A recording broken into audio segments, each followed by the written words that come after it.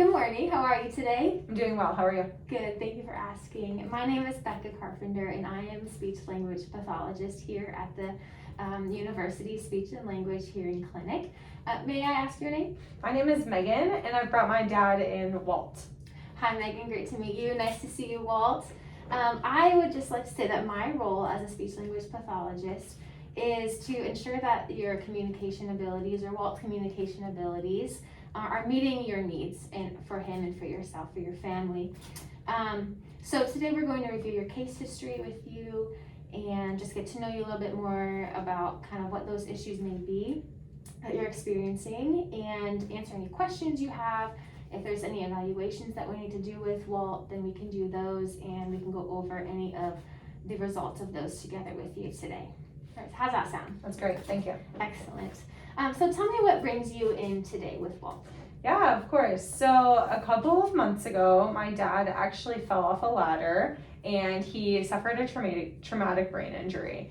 And so now he's having some issues with his attention and memory, and that is impacting his independence in daily living. So we are trying to find a way to help reestablish that.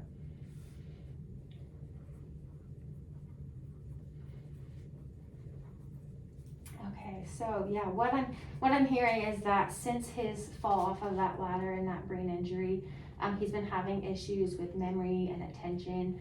And maybe one of your goals for today, in our time together, may be figuring out how to reestablish some of that independence. Yeah, exactly. Great. Okay. Tell me about how some of his memory issues or attention issues are affecting the daily activities. Maybe tell me about some specific times you can think of. Absolutely. So my dad's an incredibly independent person. He likes to be able to get up and go see his friends, or go into town for his morning coffee with his man group. And he likes to be able to really just plan his day and schedule it according to the things that are on his to-do list. But now with his attention and his memory deficits, he's really struggling to remember what he's going to do all the time. And so he will wake up in the morning and he'll get ready and it'll be 7 a.m. and then he's like, what is on my agenda for the day? Or he also struggles with long conversations now. He will sometimes forget what the purpose of the conversation was.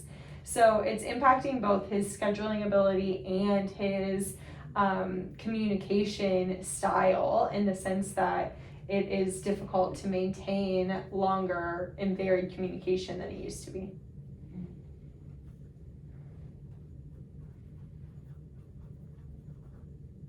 I'm sorry, that must be very difficult to see your father that way when he was such a lively, independent, kind of boisterous person before. Yeah, it's difficult for both of us. It's a learning curve. We are used to seeing him one way, and then he is now a completely different way. But it's also difficult for him because he doesn't understand why he is having so much trouble with things that used to come second nature.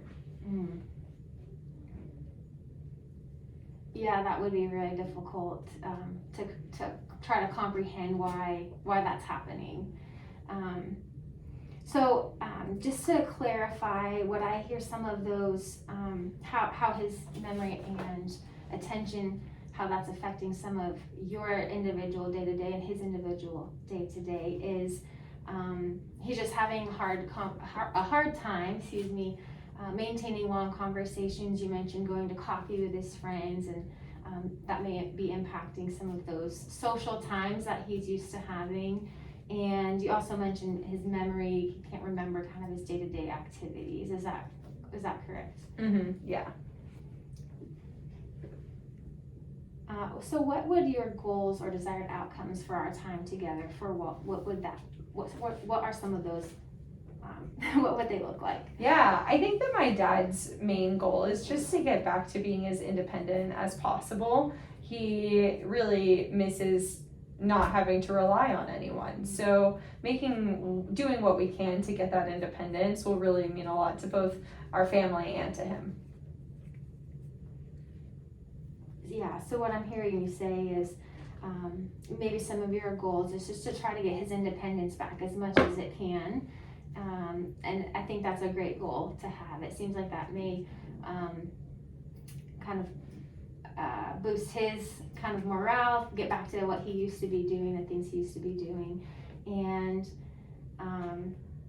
yeah, so just wanted to clarify that that's kind of what our time together, what you hope that it might look like, is getting his independence back. Yep, absolutely. All right, so what we'll do next then is we'll take Walt back to do some evaluations, kind of test where his memory is at and his attention to hold conversations, kind of see where he's at with that. And we'll be able to get some data from that. We'll be able to get some results, and we can meet back here together, kind of go over that to see where his baseline is, and then we'll be able to make some goals for therapy in the future to see how we can together work towards getting his independence back with him. Great, thank you so much. You're welcome. Thank you.